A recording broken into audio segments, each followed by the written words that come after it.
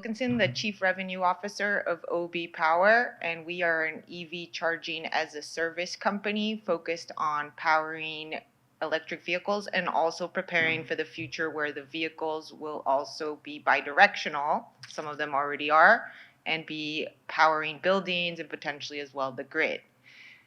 Today, Jim had asked me, my background also includes a lot of work on ESG integration and the investment side. So Jim had asked me to give you a little bit of an overview on ESG. You heard from Jim as well, but I have a few slides on that. Perfect. So you heard from Jim that ESG are non-financial factors that we look at when we try to understand a business in its potential long-term sustainability.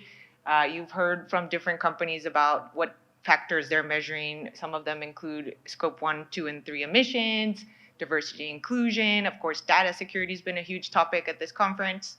And on the governance side, we talk about board independence, how that impacts decision making, diversity, and of course, compliance and rules and procedures. So there's 3 types of ESG integration that we see in the market. One is focused on risk management primarily, which is basically compliance and material risk focused. The second is beyond risk, focusing on benefiting all the stakeholders in your business, and we'll talk more about who they are on the next slide. And the last is really focusing your whole business model on a solution, like building a company that is trying to solve climate change through its products or healthcare access or financial inclusion as an example. Of course, some companies may not consider any of these, although that is becoming growingly rare. Should I try again? Perfect. So who are the stakeholders? The stakeholders, according to the Business Roundtable, which has officially declared that the Fortune 100, 500 leaders are now moving away from pure shareholder capitalism to stakeholder capitalism. And they identify some, although I think we talk about more in the panel, including government, as consumers, employees, shareholders, the environment, community, and suppliers. And a lot of these participants are no longer willing to stay loyal to a brand unless certain things happen. That includes employees who believe 75% of employees believe that they need a sense of purpose at the workplace to feel fulfilled. Shareholders, we're seeing, even though right now with the oil crisis, this has slightly shifted, we're seeing generally ESG investors get higher returns with less volatility and risk over the long run. Communities are more likely to support the corporations in their hometown if they're engaging them and supporting them as well. And what has exactly been driving ESG adoption? As Jim mentioned, it's been happening for a long time, over 30, 40 years. There's been different types of ESG, but it really accelerated, particularly during the financial crisis and following it, when the actions of a few corporations led to a global economic crisis. And we saw both regulation step in as well as a revamping of the identity of certain businesses and the roles that they have to play in the society. Also, of course, climate risk going from a concept to priced into assets to future earnings, considering disruptions to supply chains that could occur in 10, 15 years. Now we're seeing that actually embedded in how analysts are pricing companies in the future. Broadening inequality, which resulted both from the crisis and even COVID-19 has further exacerbated it, result in companies needing to think about how to better increase equity, both of their employees and their consumers. And technology, right? We've talked about big data, making it easier to collect this type of information, to hold it to a standard, to understand it, but also the connection of social media. It is no longer possible to potentially hide a scandal, even if it were to happen. Your customers will spread it globally within a day, and there will be low switching costs probably in most industries to move from your company to another one, which used to be more of a challenge. Of course, the Sustainable Development Goals are sort of a unifying concept that has also emerged in the past 10 years after decades of research and stakeholder engagement as sort of lofty goals for society towards which to aim with our ESG policies. So who exactly is reporting on this, and what are the sort of overseeing bodies that generate the analytics and the historical data and sort of map them to material risk? In the public sector, the public equities sector, we have SASB, GRI, and CDP as the main nonprofits that are collecting and generating the sort of indicators on the data. Apologies. And as you can see, there's been a dramatic growth in the number of companies reporting on at least one, if not all, of these three data bodies, up from 20% in 2011 to 90% today, 92%.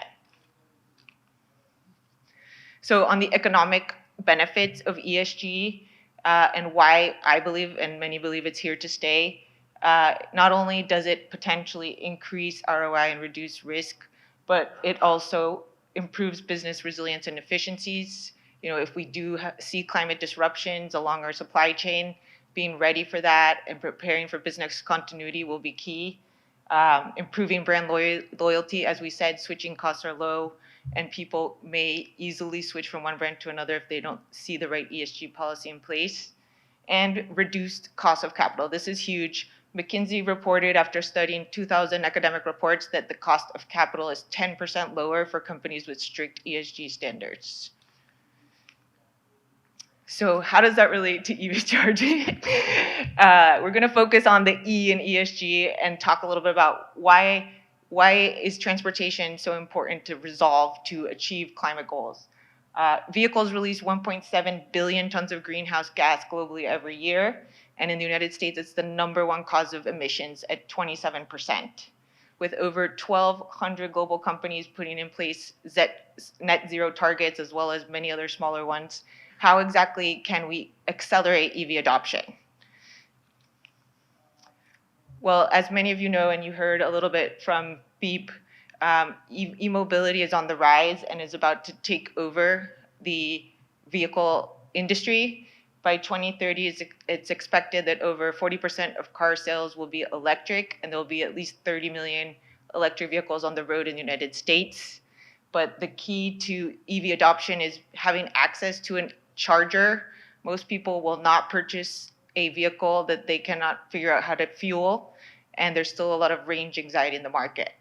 So OBE Power brings EV charging into the ESG journey for companies, for condominiums, and for municipalities as well. We work with Miami-Dade County, Palm Beach County, Fort Worth, et cetera.